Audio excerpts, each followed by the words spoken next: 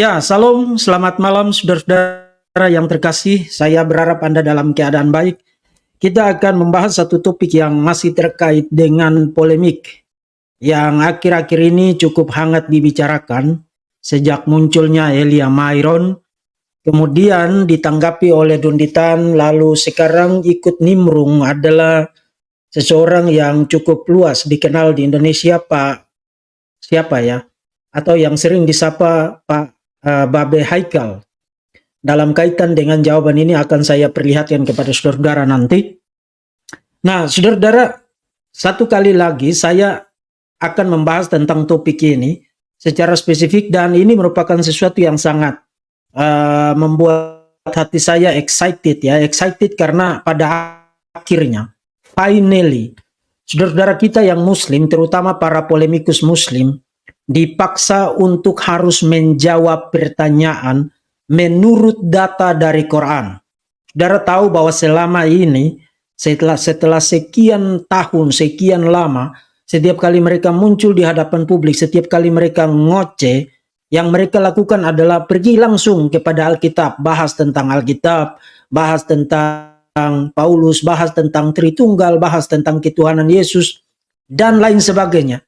Seakan-akan mereka tidak tertarik untuk bicara tentang Islam, dan seakan-akan Islam itu sama sekali tidak menarik untuk dibicarakan dan tidak menarik untuk dibela dan dipertahankan secara argumentatif. Nah, itu kesan yang didapatkan oleh publik selama ini karena begini, karena setiap kali mereka muncul ke hadapan publik, yang mereka bahas itu Alkitab. Yang mereka bahas itu Yesus Kristus.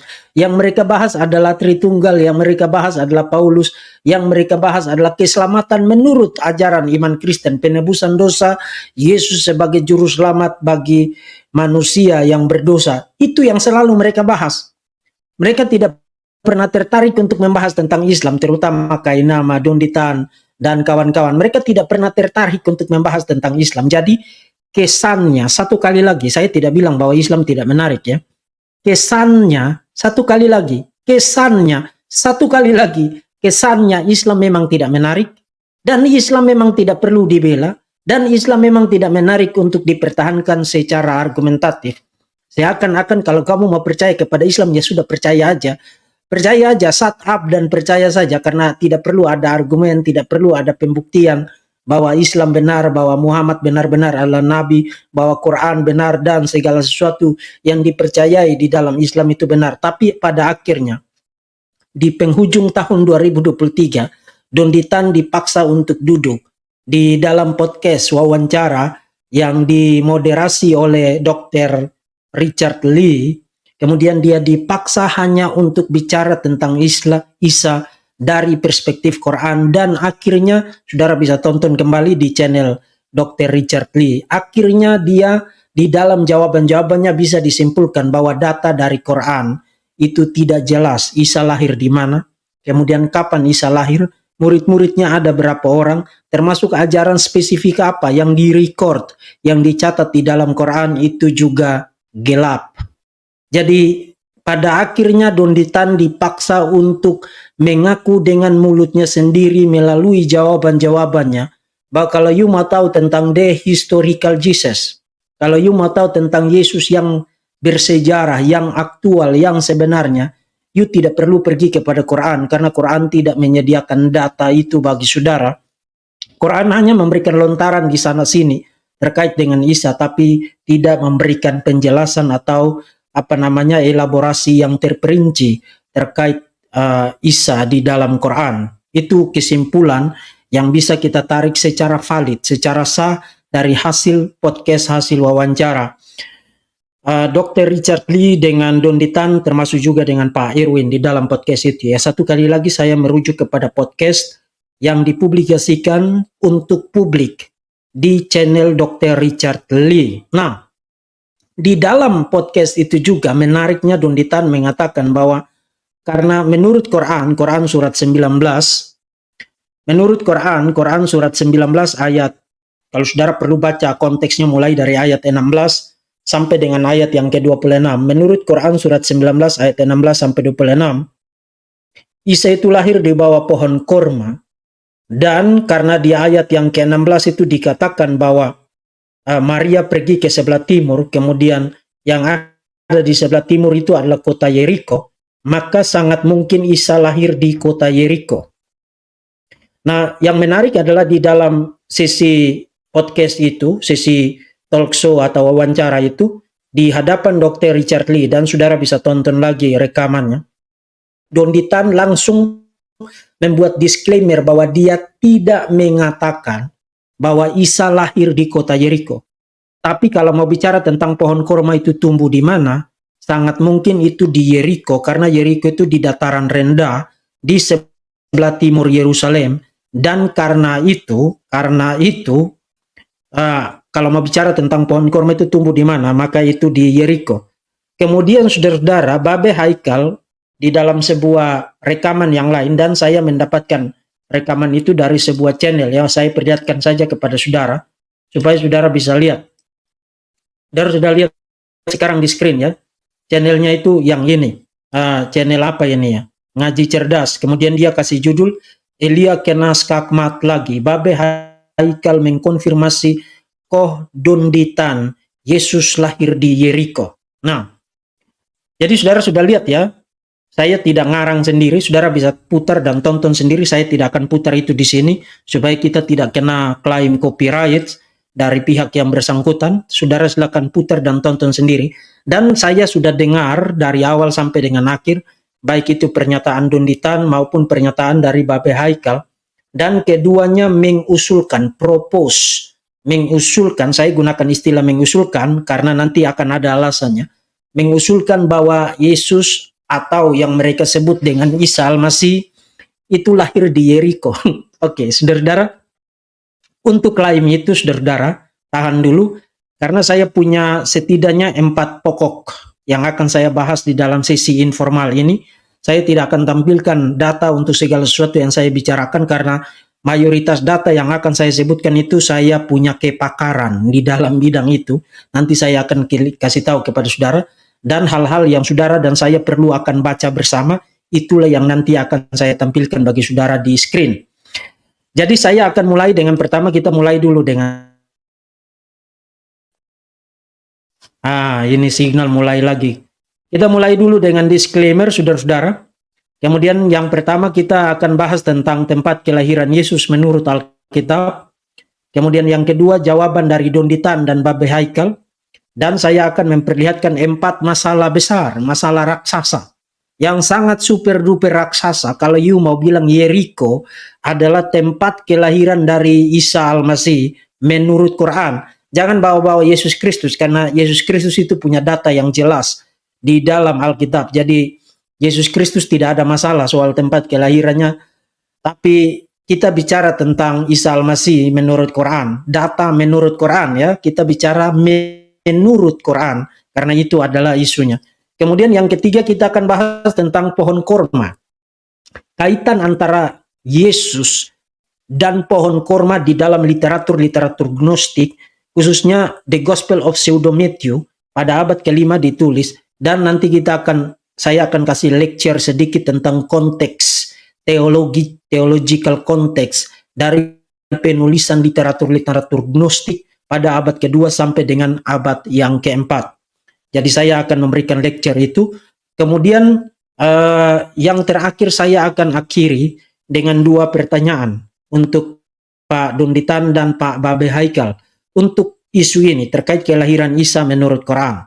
Jadi itu adalah 4 poin yang akan saya bahas di dalam presentasi ini. Kita mulai dari pendahuluan tentang disclaimer. Satu kali lagi saudara-saudara, karena kita hidup di negeri yang sangat-sangat sangat-sangat bagus, luar biasa dalam hal penegakan hukum. Jadi mari kita mulai dulu dengan disclaimer. Sesi ini tidak dimaksudkan untuk menyerang siapapun, apakah aliran teologis, apakah ajaran agama atau perspektif teologis tertentu dari agama manapun. Tapi sesi ini merupakan sebuah elaborasi historikal. Karena kalau kita bicara tentang sejarah, itu sejarah bicara tentang siapa, artinya topiknya, subjeknya siapa, siapa orang yang kita bicarakan atau bicara tentang apa. Apakah itu peristiwa atau nama tempat atau nama pohon, nama fauna dan lain sebagainya. Kemudian kita bicara tentang place, bicara tentang tempat. Kemudian kita bicara tentang bagaimana mengkaitkan semua detail-detail historikal itu. Orangnya, tokoh atau peristiwa atau nama tempat, nama jalan, nama fauna dan lain sebagainya, flora fauna, segala sesuatu terkait dengan apa yang ada di dalam dunia yang kelihatan itu merupakan bagian dari pembicaraan atau elaborasi historikal, bagian dari elaborasi sejarah. Jadi kita perlu mempertimbangkan itu menurut metode dan menurut kriteria-kriteria studi sejarah yang bertanggung jawab dan yang digunakan di dalam dunia akademia. Jadi ini kita tidak bicara tentang teologi. Saya tidak akan membuktikan bahwa Islam salah secara teologis, atau saya juga tidak akan membuktikan bahwa kekristenan benar secara teologis. Tidak, area teologis itu di luar dari yang akan saya bicarakan di dalam sesi ini. Dan yang kedua, sesi ini merupakan penggunaan hak jawab sebagai seorang Kristen berdasarkan 1 Petrus pasal 3 ayat 15 dan 2 Korintus pasal 10 ayat 5 dan 6 yang memberikan mandat kepada orang-orang Kristen untuk siap sedia memberikan pertanggungjawaban iman kepada siapa saja yang memintanya daripadamu, dengan terlebih dahulu mengkuduskan Kristus di dalam hati sebagai Tuhan, dan dikombinasikan dengan 2 Korintus pasal 10 ayat 5 dan 6, tapi saudara perlu mulai baca dari ayat yang keempat. Untuk apa? Untuk merobohkan setiap kubu yang dibangun oleh keangkuhan manusia dan menaklukkan segala pikiran yang yang digunakan untuk menentang pengenalan akan Allah, menaklukkan itu kepada Kristus. Jadi merobohkan, menawan dan menaklukkan segala pikiran dan segala upaya yang dilakukan untuk menentang pengenalan yang benar akan Yesus Kristus, akan Allah yang benar. Itu mandat dari kitab suci saya. Jadi kalau saudara merasa perlu taat kepada kitab suci saudara, maka saya juga harus taat kepada kitab suci saya. Saya tidak boleh membiarkan Anda mengoceh-ngoceh tentang tokoh yang sangat sentral di dalam iman saya, iman kekristenan saya, yang notabene jauh lebih dahulu ada. Sudah ada pada abad yang pertama. Anda itu baru ada pada abad yang ke-6. Jadi saya dimandatkan oleh kitab suci saya, Alkitab firman Tuhan, untuk memberikan pertanggungjawaban iman, memberikan jawaban, apakah berupa defense maupun berupa counter attack. Nah, saya tidak akan menggunakan counter attack di sini. Saya hanya akan memberikan elaborasi sebagai seorang edukator, sebagai seorang pendidik, untuk membuka horizon pemahaman saudara tentang isu yang sedang kita bicarakan terkait dengan tempat dan waktu kelahiran Yesus, atau yang disebut oleh saudara-saudara yang muslim kelahiran Isa. Itu jelas ya. Jadi ini tidak dimaksudkan untuk menyerang siapapun. Bahkan semua data yang akan disebutkan adalah data yang dapat dipertanggungjawabkan. Bahkan in fact saudara bisa akses itu secara online melalui internet, asalkan saudara punya koneksi internet. Kita mulai dari yang pertama, tempat kelahiran Yesus Kristus. Saudara, di dalam Alkitab sangat jelas mengatakan bahwa Yesus Kristus dilahirkan di Bethlehem. Kalau saudara baca di dalam Matius pasal 2 ayat 1 sampai dengan ayat yang ke-12. Tapi saudara, untuk kepentingan ini kita lihat saja ayat 1 sampai dengan ayat yang ke-6. Sesudah Yesus dilahirkan di Bethlehem di tanah Yudea pada zaman Raja Herodes, datanglah orang-orang Majus dari timur ke Yerusalem dan bertanya-tanya, di manakah dia raja orang Yahudi yang baru dilahirkan itu?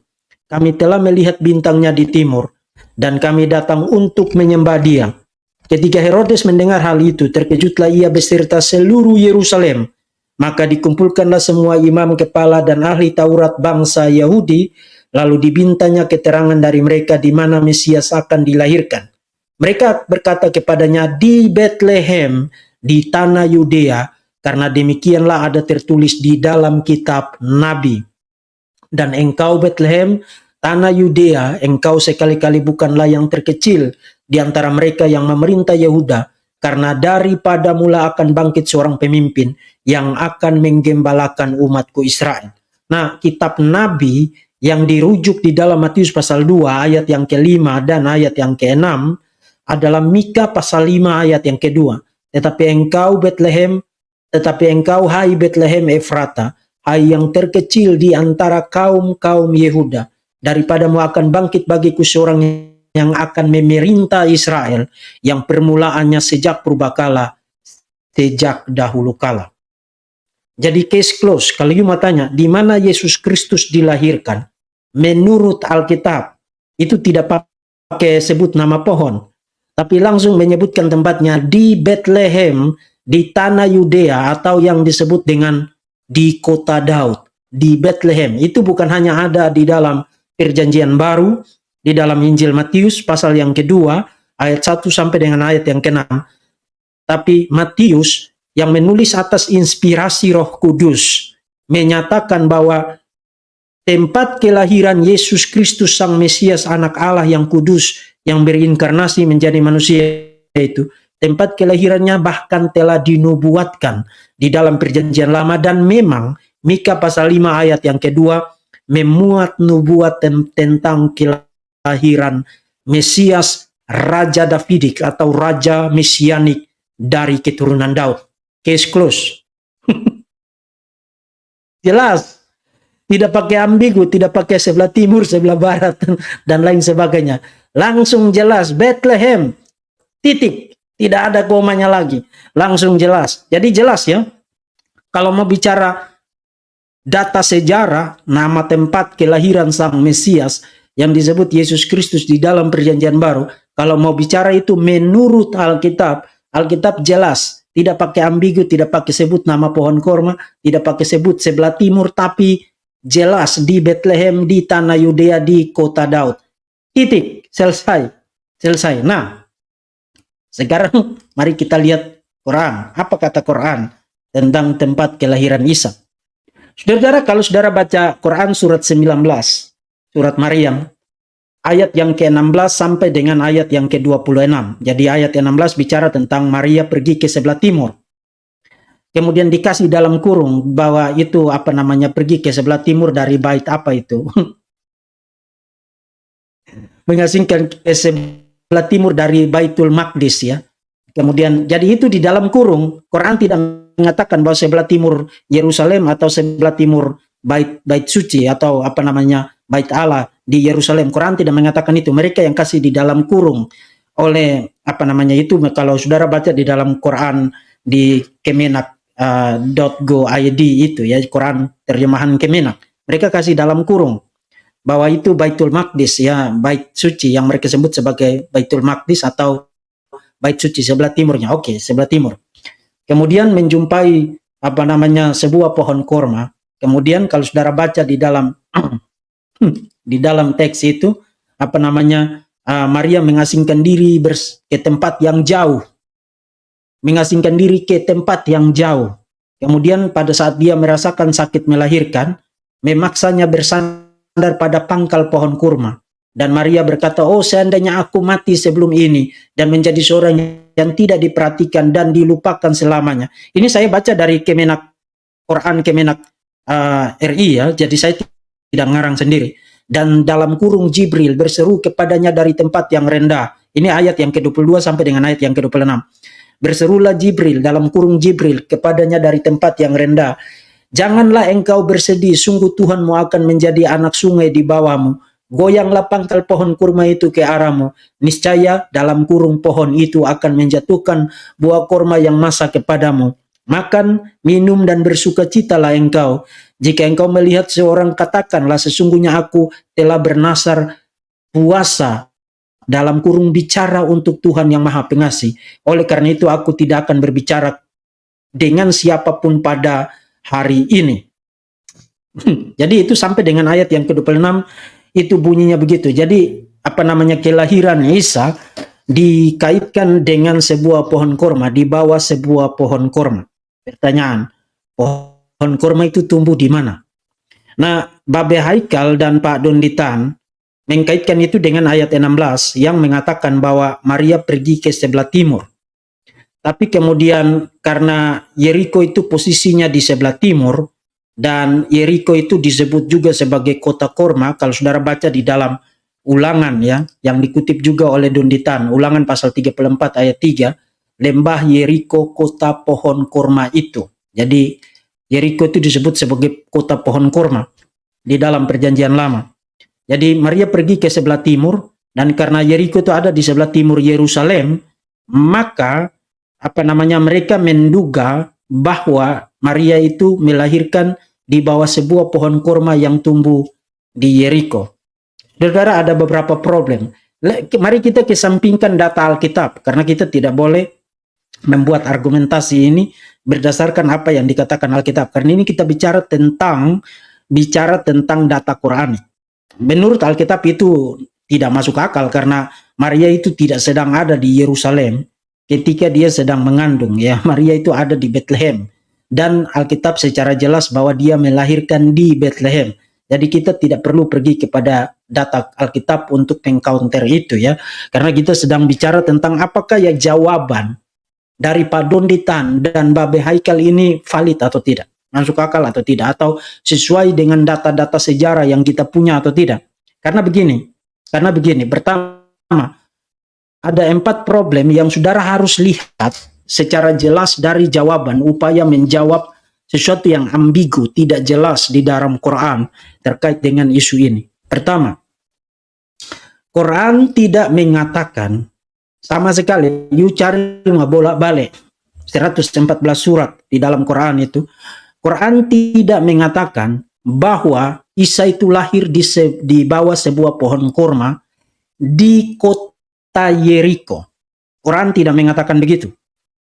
Quran hanya mengatakan dia pergi ke sebelah timur, kemudian mengatakan bahwa dia tiba di bawah sebuah pohon kurma, dan tidak mengatakan lokasi persis tempat tumbuh dari pohon kurma itu di mana. Quran tidak mengatakan itu. Jadi kalau kamu mengatakan itu Yeriko, kamu mengasumsikan beberapa detail yang tidak dikatakan oleh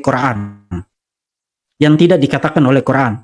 Pertama, pergi ke sebelah timur, tapi ke sebelah timur ke mana? Ke tempat yang mana? Ke kota yang mana? Quran tidak ngasih tahu kamu. Kemudian kamu mengatakan bahwa ke Yeriko, tapi apakah Quran mengatakan bahwa Maria pergi ke sebelah timur, kemudian berhenti di Yeriko dan menemukan sebuah pohon kurma di situ, kemudian dia melahirkan di bawah sebuah pohon kurma di kota Yeriko? Quran tidak bilang begitu. Jadi kalau kamu mencoba mengisi detail yang tidak diberikan oleh Quran, maka apakah kamu sedang mencoba menolong Allah Subhanahu wa Ta'ala yang tidak memberikan detail itu kepada kamu, sehingga di tahun 2023, penghujung tahun 2023, mendadak kamu merasa perlu menolong Allah Subhanahu wa Ta'ala untuk memberikan detail itu kepada publik? Oh, di Yeriko katanya, karena di Yeriko itu ada pohon kurma.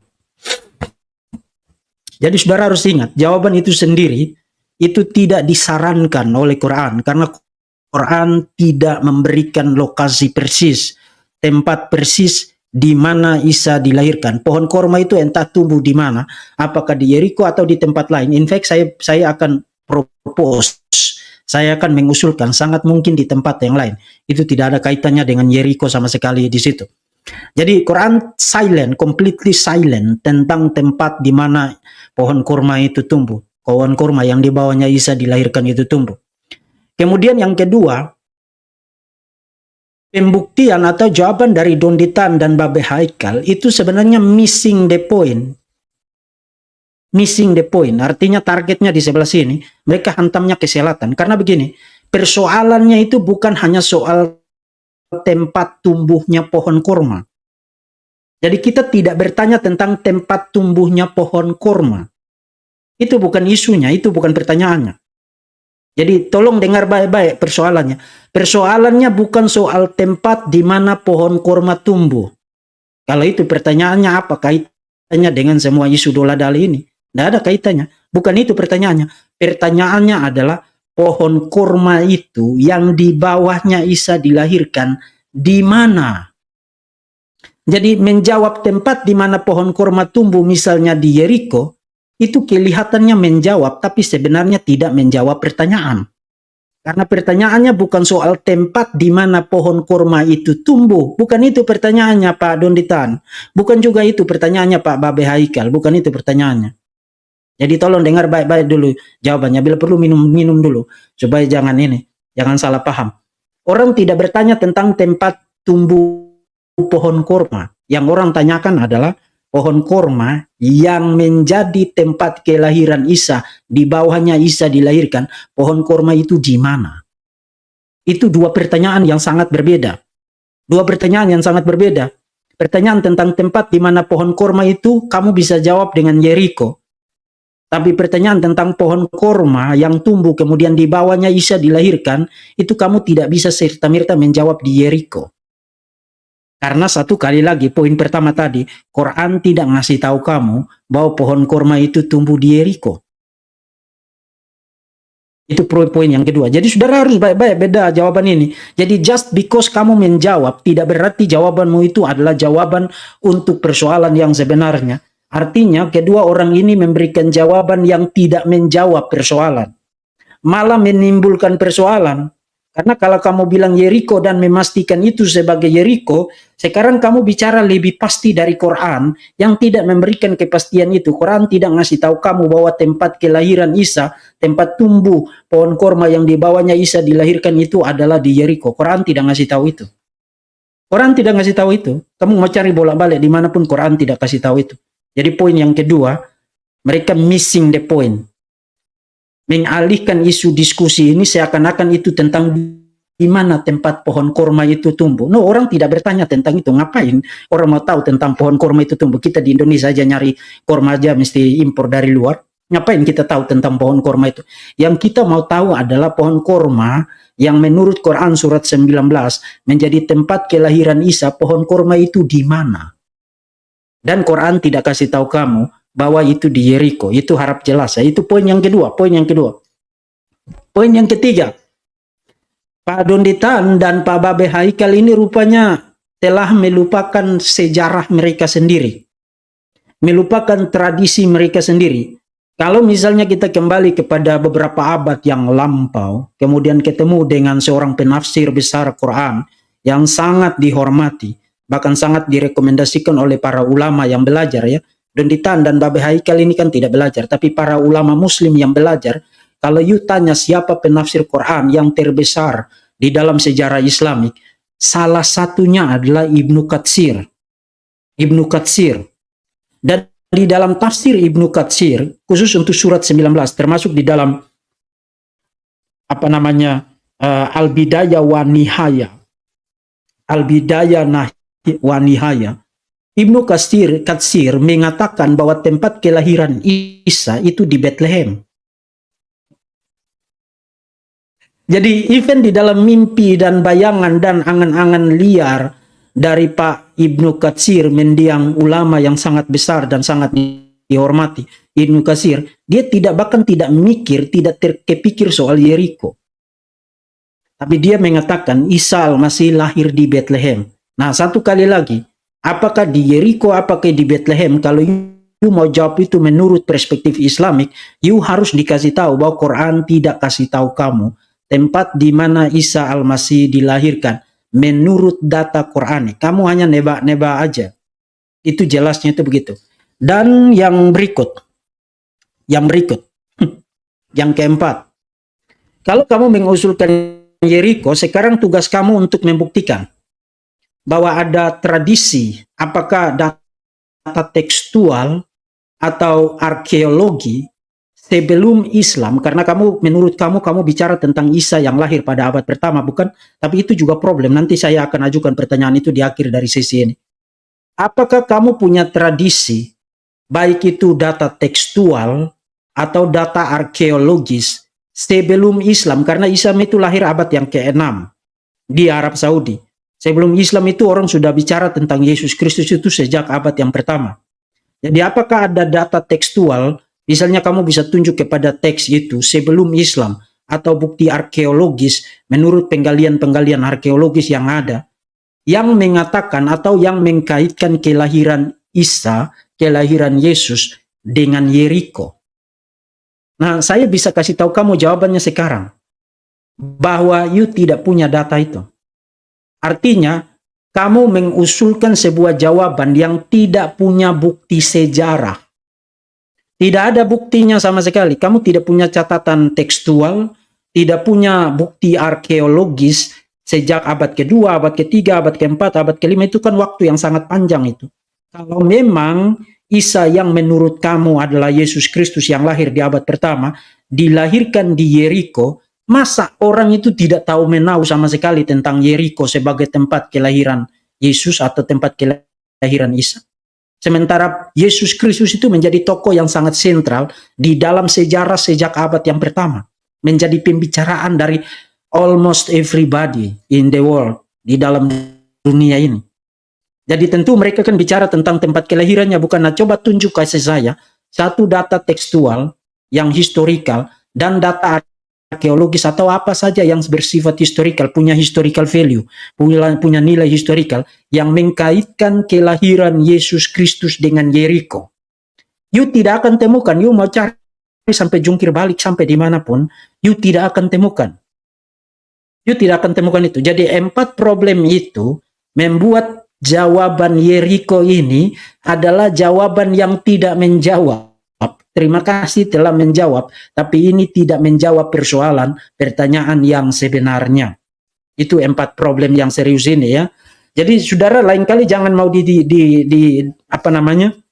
dikibuli oleh orang-orang ini, karena mereka tidak terbiasa bicara tentang Islam. Mendadak kalau ditanya data menurut Quran, mendadak mereka kelabakan, kemudian dolah dali, kemudian secara gelagapan, secara semrawut dan secara tidak berdasar mengusulkan jawaban, misalnya bahwa itu di Yeriko. Nah, 4 problem tadi menempatkan jawaban itu sebagai jawaban halu. Itu jawaban halu. Satu kali lagi, itu jawaban halu Pak Dunditan dan Pak Babe Haikal. Dan by the way, Pak Babe Haikal ini akhir-akhir ini mulai ngoceh-ngoceh tentang kekristenan ya. Kemarin di dalam satu podcast, kalau saya tidak salah ya, kalau saya salah minta maaf, tapi kalau saya tidak salah, Babe Haikal ini juga ngoceh Yesus Kristus itu baru diangkat jadi Tuhan tahun 325 Masehi. Tolong jangan halu Pak, ini dunia teknologi, ini dunia keterbukaan informasi, sangat gampang, bahkan anak sekolah minggu pun akan membuktikan bahwa Bapak itu halu. Jadi jangan ngoceh tentang sesuatu yang Bapak tidak ahli di situ. Oke ya. Nah, saudara-saudara, jadi tidak jelas pohon korma itu tumbuh di mana. Menurut Quran, itu jawaban singkatnya begitu. Tidak jelas. Tidak jelas. Oke. Sekarang kita lihat, saudara-saudara, saya tidak mengatakan bahwa ini dikaitkan dengan Isa Al-Masih ya. Tapi sebenarnya kita punya bukti tekstual. Bukti tekstual sebelum Islam yang mengkaitkan Yesus dengan pohon korma. Nah, saya tidak mengatakan bahwa ini literatur sejarah. In fact, saya tidak percaya bahwa literatur ini punya nilai sejarah sama sekali. Tapi berbicara tentang dokumen, kita punya dokumen sebelum Islam lahir, dan ini ditulis abad yang kelima, bicara tentang mengkaitkan Yesus Kristus dengan pohon korma. Nah, untuk konteksnya, saya perlu mulai dengan menjelaskan kepada saudara konteks dari literatur Gnostik. Literatur Gnostik pada abad yang kedua sampai dengan abad yang keempat, supaya saudara tahu konteks dari penulisan The Gospel of Pseudo Matthew ya. Jadi sebelum saya jelaskan, saya ingin perlihatkan kepada saudara. Tadi saya bilang bahwa hal-hal terkait dengan ini itu bagian dari kepakaran saya. Saya studi khusus tentang Perjanjian Baru dan The Historical Jesus, dan juga sejarah kekristenan mula-mula, The History of Early Christianity. Dan in fact saya pernah tulis satu artikel jurnal, ini jurnal Sinta 2, Indonesian Journal of Theology atau Jurnal Teologi Indonesia, terbit tahun 2013, bicara tentang Matius pasal 2 ayat 13 sampai 13. Waktu itu saya tulis secara khusus menjawab keberatan atau tudingan dari seorang profesor namanya Morton Smith, mengatakan bahwa Yesus belajar ilmu sihir di Mesir. Nah, kenapa tulisan ini relevan? Karena tulisan ini secara khusus mengelaborasi data-data ekstra kanonikal, termasuk Injil-Injil Gnostik, khususnya lagi Injil masa kanak-kanak Yesus, Injil-Injil Gnostik yang ditulis abad kedua sampai dengan abad yang kelima, yang bicara tentang kepergian Yesus dan keluarganya, bayi Yesus dan keluarganya ke Mesir. Nah, kenapa tulisan ini sangat penting? Pentingnya karena begini. Sebagai konteks. Pertama, kalau saudara baca Perjanjian Baru, Perjanjian Baru Matius pasal 2 ayat yang ke-13 sampai dengan ayat yang ke-15 hanya bicara tentang Yesus, orang tua Yesus, ayah angkatnya Yusuf dan Maria diperintahkan untuk membawa Yesus mengungsi ke Mesir karena Herodes hendak membunuh dia. Itu ayat 13 sampai dengan ayat yang ke-15. Setelah itu perjanjian baru langsung mengatakan bahwa bicara tentang Yusuf mendapatkan penglihatan di dalam mimpi oleh seorang malaikat untuk membawa pulang Yesus. Jadi perjanjian baru tidak bicara tentang detail perjalanan Yesus dari dari Bethlehem tempat kelahirannya itu ke Mesir. Dia tidak memberikan detail itu. Nah, karena tidak ada detail tentang bagaimana perjalanan Yesus dan keluarganya dari Bethlehem ke Mesir, karena itu Injil-Injil Gnostik pada abad yang kedua mencoba mengisi kekosongan itu, filling the blank. Mereka mencoba membayangkan bagaimana situasi perjalanan Maria dan anaknya yang masih kecil dan Yusuf ke Mesir. Itu yang dilakukan oleh Injil-Injil Gnostik ini. Ada 4 Injil Gnostik masa kanak-kanak Yesus yang bicara tentang hal ini. Misalnya The Infancy Gospel of Thomas. Kemudian yang kedua itu abad yang kedua. Kemudian The Gospel of Thomas itu abad yang kelima. Dalam fragmen bahasa Latin termasuk juga fragmen berbahasa Yunani itu ada 2 versi. Jadi ada 3 versi untuk The Gospel of Thomas yang ditulis pada abad yang kelima. Nah, saudara harus bedakan itu dengan satu The Gospel of Thomas yang lain yang isinya 14 perkataan Yesus yang ditulis pada abad yang kedua. Ini kita bicara tentang The Gospel of Thomas, fragmen Latin atau fragmen berbahasa Yunaninya. Itu abad yang kelima. Kemudian yang ketiga adalah The First Gospel of the Infancy of Jesus Christ atau sebutan lainnya The Syriac Infancy Gospel. Itu abad kelima. Kemudian yang terakhir The Gospel of Pseudo Matthew. Itu juga abad yang kelima. Yang sekarang saudara lagi lihat di screen. Nah, jadi konteks yang pertama adalah Injil-Injil masa kanak-kanak ini mencoba filling the gap, mengisi ketiadaan informasi bagaimana situasi dan detail perjalanan keluarga Yusuf, Maria, dan bayi Yesus dari Bethlehem ke Mesir. Itu tidak dikasih tahu. Mereka coba isi itu dengan ngarang panjang sekali. Ngarang panjang sekali tentang perjalanannya dan lain sebagainya. Itu yang pertama, konteks yang pertama. Konteks yang kedua, semua Injil Gnostik ini percaya bahwa Yesus adalah Tuhan. Jadi kalau you mau bicara tentang The Infancy Gospel of Thomas abad kedua, kalau you mau bicara tentang The Gospel of Thomas dalam fragmen Latin, kemudian fragmen berbahasa Yunaninya ada 2 versi, itu juga percaya Yesus adalah Tuhan. Itu abad yang kelima. Kemudian kalau you mau bicara tentang The First Gospel of the Infancy of Jesus Christ atau sebutan lainnya The Syriac Infancy Gospel abad yang kelima, juga percaya Yesus adalah Tuhan. Kemudian termasuk you mau bicara tentang The Pseudo Gospel of Matthew, juga percaya Yesus adalah Tuhan. Yang mereka tidak percaya adalah Yesus itu manusia. Jadi semua Injil Gnostik ini dari segi teologinya mereka percaya Yesus itu Tuhan. Tapi mereka tidak percaya Yesus itu manusia. Nah, itu karena mereka ditulis dari latar belakang doketisme yang mulai muncul pada abad yang kedua. Jadi doketisme adalah bidat yang percaya bahwa Yesus itu hanya manusia. Yesus itu hanya Allah, tapi dia hanya kelihatannya saja. Maka mereka menggunakan istilah dokeo. Dokeo itu berarti hanya tampaknya saja manusia, tapi tidak benar-benar manusia. Makanya disebut sebagai bidat Kristen karena menolak kemanusiaan Yesus.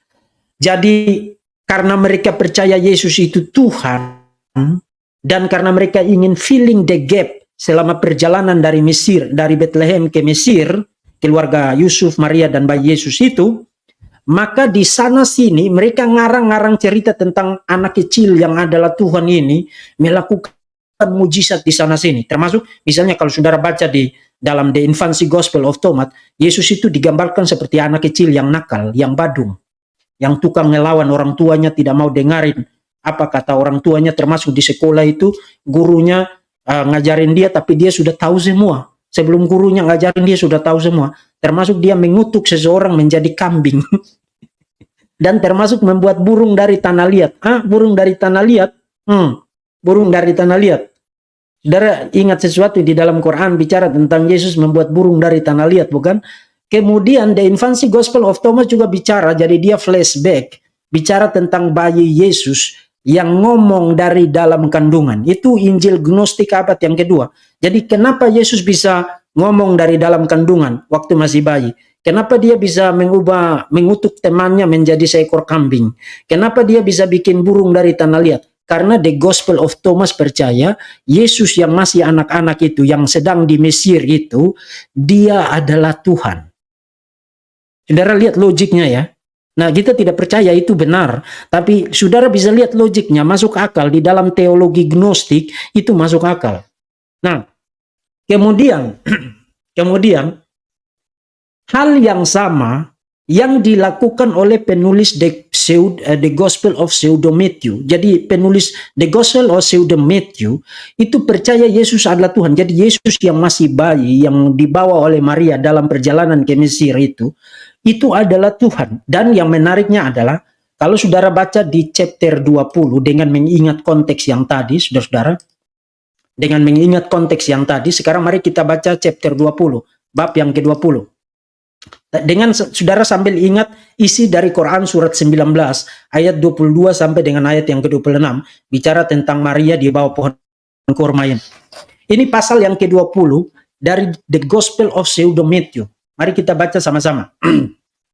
Dia mengatakan begini, dan terjadilah pada hari ketiga perjalanan mereka. Jadi hari ketiga perjalanan dari Bethlehem ke Mesir. Perjalanan dari Bethlehem ke Mesir. Ketika mereka sedang berjalan, Maria yang terberkati kelelahan karena terik matahari yang berlebihan di padang pasir. Jadi ini konteksnya konteks padang pasir. Yeriko itu tidak di padang pasir. Dan melihat sebatang pohon korma. Dia berkata kepada Yusuf, biarkan aku beristirahat sebentar di bawah naungan pohon ini. Karena itu Yusuf bergegas dan membawanya ke pohon korma dan menurunkannya dari tunggangannya.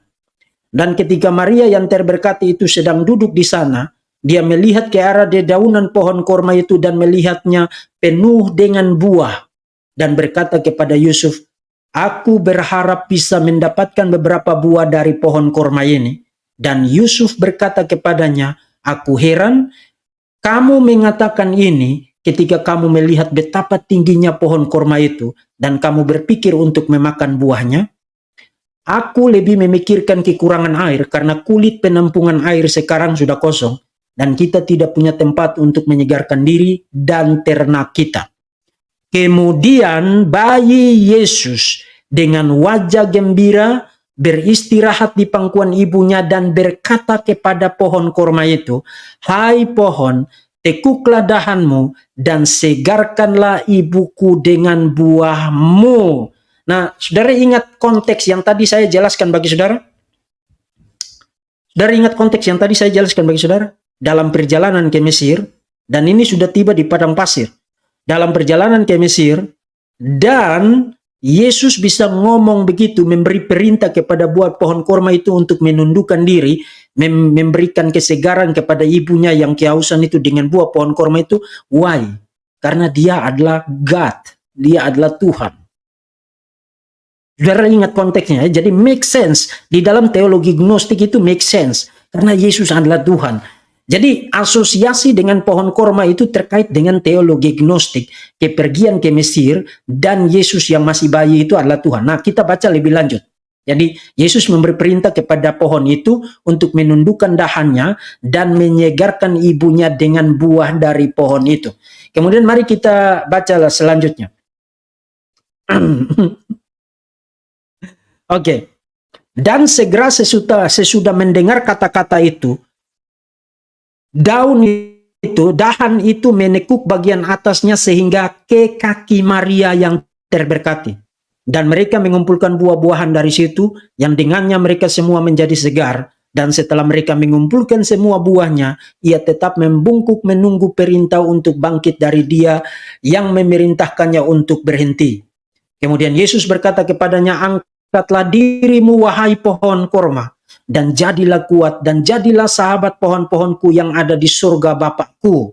Jadi penulis Injil pseudo Matthew ini percaya bahwa bapaknya Yesus itu dapat disebut sebagai Bapa ya. Dan bukalah dari akarmu saluran air yang tersembunyi di dalam bumi, dan biarkanlah air itu mengalir agar kami mendapatkan kepuasan darimu. Dan ia segera bangkit, dan pada akhirnya mulai muncul mata air yang sangat jernih, sejuk dan berkilauan.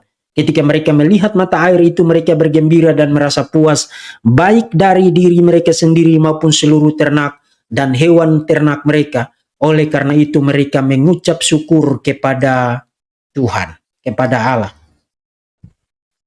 Itu satu-satunya teks yang mengkaitkan Yesus yang masih bayi, mengkaitkan Maria dengan pohon kurma.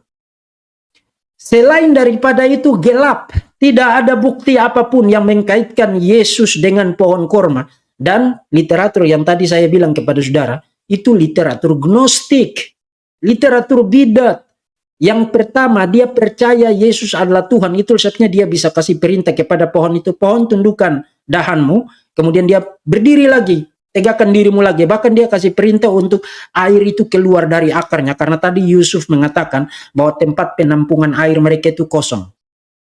Jadi percaya Yesus adalah Tuhan. Dan yang kedua, itu konteksnya itu bukan di Yeriko, tapi konteksnya itu perjalanan ke Mesir. Bahkan secara jelas di dalam The Gospel of Pseudo Matthew, itu sudah tiba di padang pasir. Jadi sudah 3 hari perjalanan, sudah tiba di padang pasir. Nah, sudah tiba di padang pasir, kemudian mereka lihat pohon korma itu, dan kemudian Yesus yang dipercaya oleh orang Gnostik sebagai Allah itu memberi perintah kepada buah pohon kurma itu untuk memuaskan dahaga ibunya Maria yang sedang hamil. Nah, yang sedang kelelahan itu. Itu satu-satunya. Jadi kalau you mau bicara tentang pohon kurma itu, you harus pergi kepada The Gospel of Pseudo Matthew. Selain daripada itu, you tidak punya bukti arkeologis, you tidak punya bukti tekstual selain satu Injil Gnostik yang ditulis pada abad yang ke-5, bicara mengkaitkan Yesus yang masih bayi dan Maria yang kelelahan dengan pohon korma dan buah korma. That's it. Tidak ada lagi bukti yang lain. Artinya, ngoceh tentang Yeriko itu hanya jawaban halu. You ngarang sendiri itu. You tidak punya bukti apapun yang mengkaitkan Yesus yang masih bayi dan Maria dengan pohon korma di Yeriko. You tidak punya bukti apapun. You hanya berhalusinasi untuk mendapatkan jawaban apa saja yang kamu tidak punya jawabannya sama sekali. Nah, satu kali lagi, saya tidak mengatakan bahwa Quran mengkaitkan Yesus dengan pohon korma yang di Pseudo Matthew. Meskipun kalau saudara mau melakukan studi source criticism, kritik sumber untuk mengkaitkan paralelnya, mengkaitkan tema-tema dan motif-motifnya, ada sejumlah tema-tema yang paralel di sana. Misalnya tema tentang Maria yang kecapean.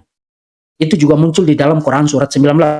Bahkan Maria mengeluh bahwa dia tidak kuat lagi menanggung itu. Tema yang sama muncul di dalam The Gospel of Pseudo Matthew. Kemudian ada tema tentang pohon korma itu secara ajaib dapat dinikmati oleh Maria. Itu juga muncul di dalam The Gospel of Pseudo Matthew.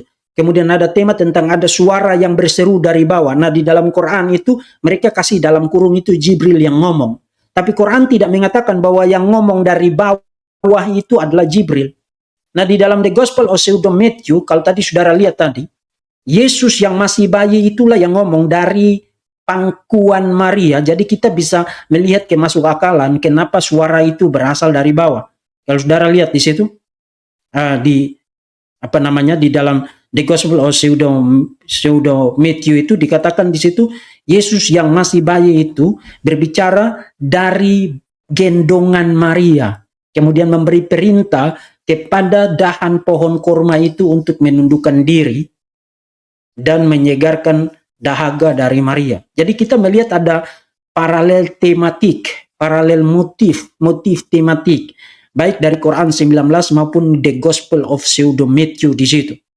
Tapi sekali lagi saya tidak membuat kesimpulan positif di sini. Saya hanya memperlihatkan fitur-fitur yang menarik, fitur-fitur tekstual yang menarik dari The Gospel of Pseudo Matthew dengan Quran surat 19 ayat 22 sampai dengan ayat yang ke-26.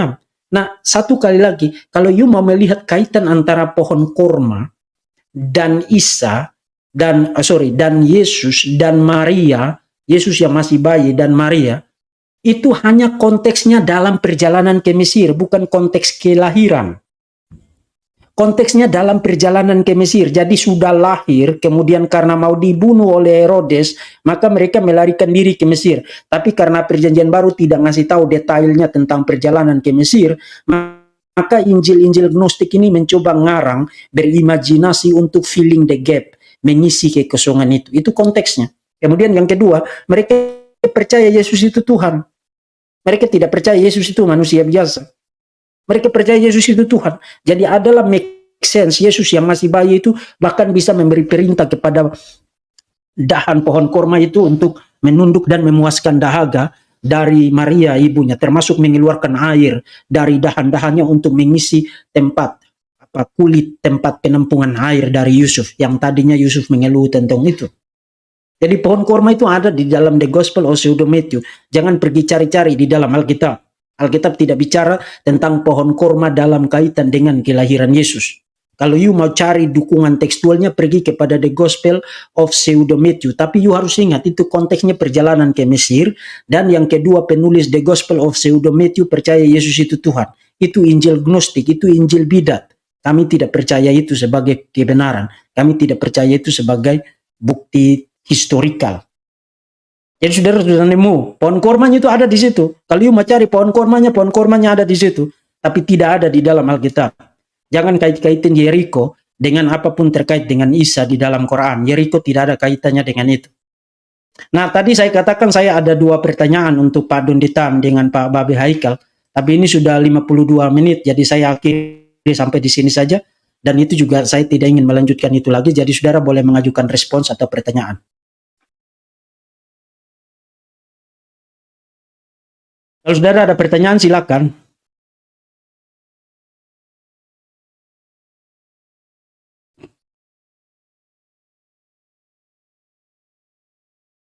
Kalau saudara ada pertanyaan, silakan. Satu kali lagi, saudara harus ingat bahwa kita tidak ada di sini untuk menyerang siapapun secara teologikal. Kita bicara dari konteks sejarah, bicara dari konteks historikal. Kalau you mau bicara tentang sejarah, sejarah itu tidak perlu you itu percaya Tuhan atau semua orang bisa melakukan penelitian sejarah. Jadi studi sejarah itu mengharuskan untuk kita punya bukti sejarah, teks, termasuk juga arkeologi, nama tempat, nama orang, nama flora, nama fauna, dan lain sebagainya. Itu sejarah. Dan semuanya itu harus ada ada metode, ada kriteria yang digunakan untuk orang bicara tentang klaim-klaim historikal. You tidak bisa sekadar muncul kemudian mengatakan, oh itu Yeriko, hanya karena Yeriko ada di sebelah timur. Nah, persoalannya di sini bukan persoalan pohon korma itu tumbuh di mana, tapi persoalannya pohon korma yang menjadi tempat kelahiran Isa, yang di bawah pohon korma itu Isa dilahirkan, pohon korma itu di mana? Jadi bicara tentang pohon korma yang spesifik, tidak bicara tentang pohon korma secara umum, tapi pohon korma secara spesifik.